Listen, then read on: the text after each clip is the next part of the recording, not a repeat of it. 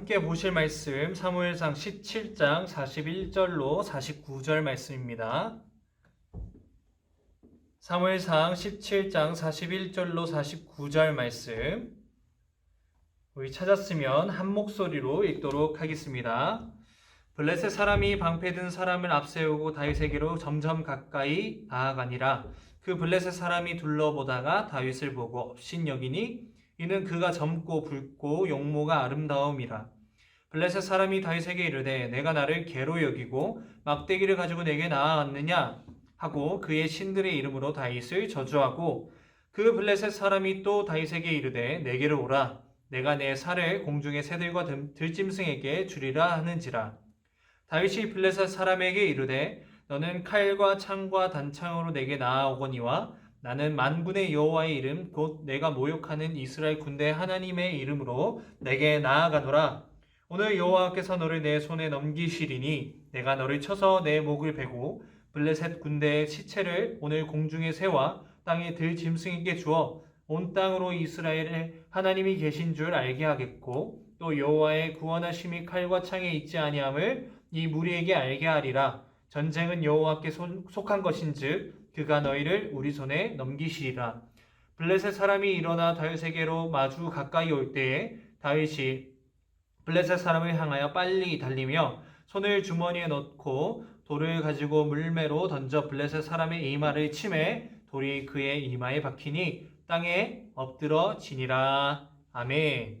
자, 오늘 설교 제목 여호와의 영에 충만하라 라는 제목으로 함께 말씀 나누도록 하겠습니다. 오늘 말씀 같이 읽어봐서 알겠지만 여러분이 너무나도 잘 아는 다윗과 골리앗 이야기예요.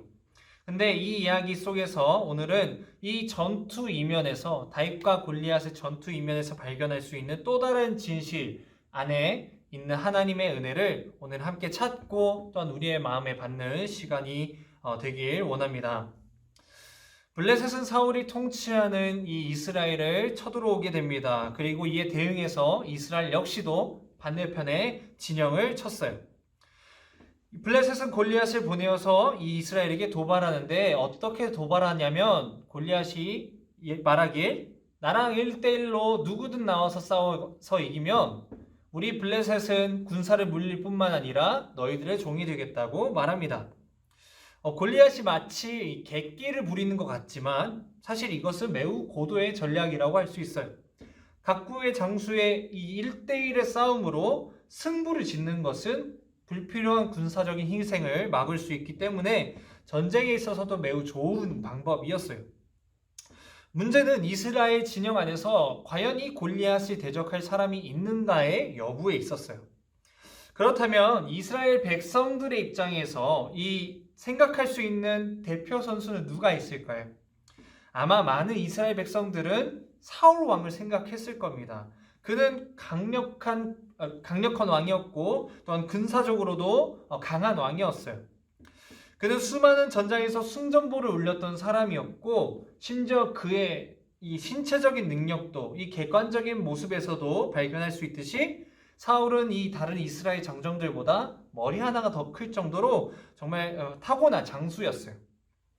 그보다 더 적합한 사람이 있을까라고 생각될 정도로 이 사울 왕은 정말 타고난 싸움꾼이었습니다. 무엇보다 이때는요, 이렇게 골리앗을 도발하고 있는 이때는 사울의 권력이 매우 약해질 때였어요. 만약에 이 사울이 골리앗에게 1대1로 싸워서 이긴다면 다시 이스라엘 백성들로부터 신임을 얻을 수 있고 자신의 권력을 회복할 수 있는 어떻게 보면 절호의 기회라고 할 수 있었어요. 하지만 이 사울이 내린 결정은 누구든 나가서 싸워서 이긴다면 온갖 부귀영화를 주겠다는 말뿐이었어요. 무슨 말인가요? 자신은 그 싸움에 나서지 않겠다는 거예요. 항상 전장에서 앞장섰던 사울이 이 백성들을 앞세우고 자신은 뒷걸음질 치고 있는 모습을 보여주고 있습니다. 이런 사울의 모습에 이스라엘의 사기는 당연히 꺾여버렸어요. 부귀영화를 준다는 말 그런 것보다도 이스라엘 백성들은 사울 왕이 뒷걸음질 치는 이 모습 속에서 사기가 꺾여서 이 골리앗이 도발하는 40일 무려 40일 동안이나 그 누구도 나설 수 없었던 거예요.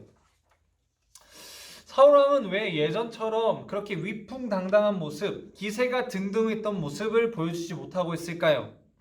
앞장 16장 14절에 보면 사울에 대하여 이렇게 말씀합니다. 제가 읽겠습니다. 여호와의 영이 사울에게서 떠나고 여호와께서 부리시는 악령이 그를 번뇌하게 한지라. 아멘.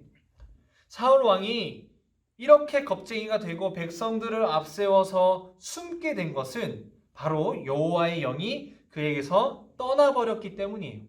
좀 더 정확하게 이야기를 한다면 그는 여호와의 영을 잃어버렸기 때문입니다.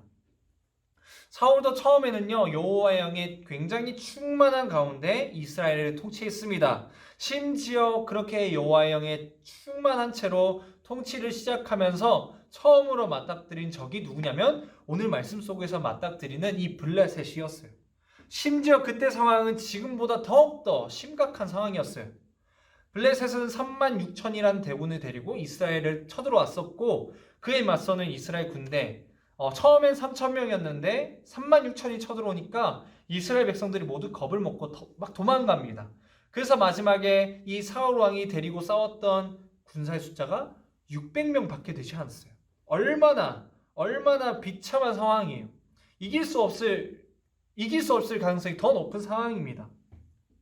근데 그 상황에서도 사울은 여호와의 영에 충만했었고 그를 능히 대적했고 결국은 블레셋으로부터 크게 승리한 전력이 있어요. 그러나 오늘 말씀 속에서 사울 왕의 모습은 그때의 모습은 온데간데가 없습니다. 그저 블레셋의 장수 한 사람에게 벌벌 떠는 모습을 보여주는 겁쟁이일 뿐이었어요. 여호와의 영이 떠난 것이 사울에게 도대체 어떤 영향을 미쳤기에 이렇게 사람이 변할 수 있을까요? 사무엘상 17장은 특별히 이 골리앗에 대해서 굉장히 상세하게 설명하고 있어요. 이 17장에서 설명하는 골리앗의 모습은 어떤 모습이냐면 그의 키가 무려 3m 정도다. 그리고 그가 입었던 갑옷의 무게가 무려 한 70kg 정도다라고 되게 객관적인 그의 전력을 상세하게 설명해주고 있어요. 왜 사무엘상 저자는 이것을 상세하게 설명하고 있을까요? 이렇게 설명하는 이유는 무엇이냐면 여호와의 영에 충만했던 사울이 그 여호와의 영을 잃어버리고 그의 눈이 이제 바뀌어버려서 그가 주목하고 있는 부분이 있는데 바로 이런 현실적인 부분들, 객관적인 전력만을 이제 눈에 보기 시작했다는 거예요. 즉 여호와의 영이 떠난 사울은 그를 대적하는 골리앗 앞에서 이제는 현실적으로밖에 볼 수 없다는 거예요. 객관적인 전투력으로만 골리앗을 판단했고 골리앗이라는 커다란 현실 앞에서 좌절할 뿐이었어요. 여호와의 영이 떠난 자는 현실에만 갇혀 겁쟁이가 될 뿐이에요. 반면에 이 골리앗의 문제를 전혀 다르게 보고 있던 사람이 딱 한 사람 등장하게 되는데 바로 여호와의 영에 충만했던 소년 다윗이었습니다. 16장 13절 말씀을 보면 이 다윗에 대해서 이렇게 이야기합니다. 같이 한번 찾아보아서 읽었으면 좋겠는데 제가 읽겠습니다. 사무엘이 기름 뿔병을 가져다가 그의 형제 중에서 그에게 부었더니 이날 이후로 다윗이 여호와의 영에게 크게 감동되니라. 사무엘이 떠나서 라마로 가니라. 아멘. 다윗은 이렇게 여호와의 영에 충만한 상태에서 이 골리앗의 문제를 바라봅니다. 그래서 이 문제를 바라보니까 어떻게 판단하냐면 우리 오늘 말씀 17장의 26절 말씀을 보면 이렇게 이야기합니다. 우리 함께 하반절을 보면 이렇게 이야기하는데 제가 읽겠습니다. 이 할례 받지 않은 블레셋 사람이 누구이기에 살아계신 하나님의 군대를 모욕하겠느냐. 아멘. 그냥 넘어갈 수도 있는 그의 발언이지만 매우 중요한 포인트를 가지고 볼 수 있는데 이 다윗은 사울 왕의 군대라고 하지 않습니다. 또한 그냥 이스라엘 나라의 군사라고 이야기하잖아요. 무엇이라고 이야기하죠? 살아계신 하나님의 군대. 다윗은 지금 이 골리앗의 도발을 단순히 군사적인 도발로 받아들이고 있지 않고 그의 도발은 하나님을 향한 대적이다. 하나님을 대적하는 행동이다 라고 바라보고 있는 거예요. 왜요? 이 다윗은 여호와의 영에 굉장히 충만했던 사람이었기 때문이에요. 여호와의 영이 충만하니까 다윗은 골리앗의 도발을 객관적이고 현실적인 문제로 받아들이지 않습니다. 그래서 전투에 능했던 모든 장성한 자들도 뒷걸음질치고 심지어 이 다윗의 형들도 섣불리 나서지 못하고 있는 상황 속에서 이 다윗이 심지어 이때는 소년이었습니다. 이 소년 다윗이 골리앗을 상대하겠다고 나선 거예요. 여호와의 영의 충만한 다윗에게는 골리앗의 키가 어떠하든지 그의 갑옷이 몇 킬로인지 그의 전투력은 얼마나 강한지 눈에 들어오지 않았습니다. 다윗은 그저 이 골리앗의 도전을 하나님을 향한 도전으로 받아들이고 있을 뿐이에요. 그래서 여호와의 영에 충만한 다윗이 여호와의 영이 잃어버린 사울 왕을 만나게 됩니다. 그리고 다윗은 골리앗에게 나가서 싸울 수 있게 해달라 요구하죠. 사울 왕 입장에서는 다윗이 나가서 싸우면 그의 객관적인 전략만 두고 판단해 봤을 때 개죽음이 될 게 뻔했어요. 그래서 이 어린 다윗을 말립니다. 그러나 그가 이 다윗이 골리앗 앞에 대적할 수 있는 단 한 가지 근거를 들고서 나가서 싸우게 해달라고 이야기하는데 우리 17장 37절 말씀을 읽도록 하겠습니다. 17장 37절입니다. 함께 목소리 내어 읽도록 하겠습니다. 또 다윗이 이르되 여호와께서 나를 사자의 발톱과 곰의 발톱에서 건져내셨은즉 나를 이 블레셋 사람의 손에서도 건져내시리다. 아멘. 다윗이 그를 대적할 수 있다는 근거로 내놓는 유일한 근거는 바로 단 한 가지, 여호와 하나님이었어요. 외적으로는 그를 대적할 능력도 스펙도 없어 보일지라도 능히 대적할 수 있다고 이 다윗이 자신할 수 있는 이유는 사자도 이기게 하시고 곰도 이기게 하셨던 하나님이 지금도 그와 함께 하시기 때문에 라는 믿음이 있었기에 능히 가질 수 있는 용기였어요. 이것이야말로 여호와의 영의 충만한 자의 모습인 줄 믿습니다. 그러나 반대로 여호와의 영이 떠난 사울은 여전히 현실적인 문제만 바라보는 모습을 보여줍니다. 다윗을 골리앗에게 보내기로 결정하고 골리앗과의 결투를 위해 다윗을 이제 준비를 시킵니다. 이 어린아이 다윗에게 정말 이렇게까지 얘기를 들었다면, 여호와 하나님이 나와 함께 하신다는 말을 들었다면 그를 위해서 하나님께 긍휼을 구하는 제사를 드린다거나 어떤 예배를 하는 행동을 보여주지 않습니다. 기도를 한다거나 이런 행동을 보여주지 않습니다. 오로지 역시 현실적인 방법만을 강구하는데 그에게 무엇을 주죠? 자신의 갑옷을 줍니다. 자신의 칼을 줍니다. 여전히 이 사울은 이 전투에 있어서 필요한 것은 칼과 갑옷이다. 그런 현실적인 방법이 라고밖에 생각을 하고 있지 않은 거예요.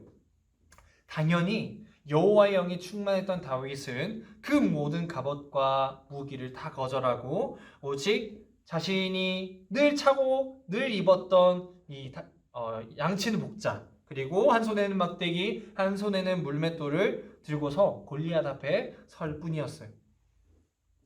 결투가 시작되고 끝나는 그 순간까지 이 다윗은 어떤 골리앗의 위압감에 눌리거나 두려워하는 모습을 보여주지 않습니다. 전혀 두려워하지 않아요. 오히려 다윗은 골리앗에게 담대하게 나아가며 다음과 같이 선포하는데 우리 45절 47절 말씀 굉장히 중요한 말씀이니까 함께 읽도록 하겠습니다. 45에서 47절 다윗이 블레셋 사람에게 이르되 너는 칼과 창과 단창으로 내게 나아오거니와 나는 만군의 여호와의 이름 곧 내가 모욕하는 이스라엘 군대의 하나님의 이름으로 내게 나아가노라. 오늘 여호와께서 너를 내 손에 넘기시리니 내가 너를 쳐서 내 목을 베고 블레셋 군대의 시체를 오늘 공중의 새와 땅의 들 짐승에게 주어 온 땅으로 이스라엘의 하나님이 계신 줄 알게 하겠고 또 여호와의 구원하심이 칼과 창에 있지 아니함을 이 무리에게 알게 하리라.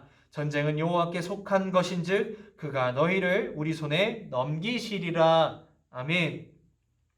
여호와의 영에 충만한 다윗에게 있어서 이 골리앗의 칼과 창과 단창, 두꺼운 갑옷은 전혀 보이지 않았습니다. 전쟁의 주인이신 여호와 하나님만이 그의 눈에 보일 뿐이었어요. 현실적인 문제에 주눅들지 않고 그 모든 것을 초월하시고 구원을 베푸시는 여호와 하나님만을 바라보고 의지하였습니다. 그러므로 다윗은 담대히 확신에 차며 선포하고 있는 것이죠. 여호와의 구원하심이 칼과 창에 있지 않다. 이 모든 것을 이 무리에게 알게 하리라. 전쟁은 여호와께 속한 것이다. 그가 너희를 블레셋을 우리에게 넘기시리라. 아멘. 여기서 넘기시리라는 이 말은 불확실한 미래를 지레짐작하면서 이야기하는 게 아닙니다.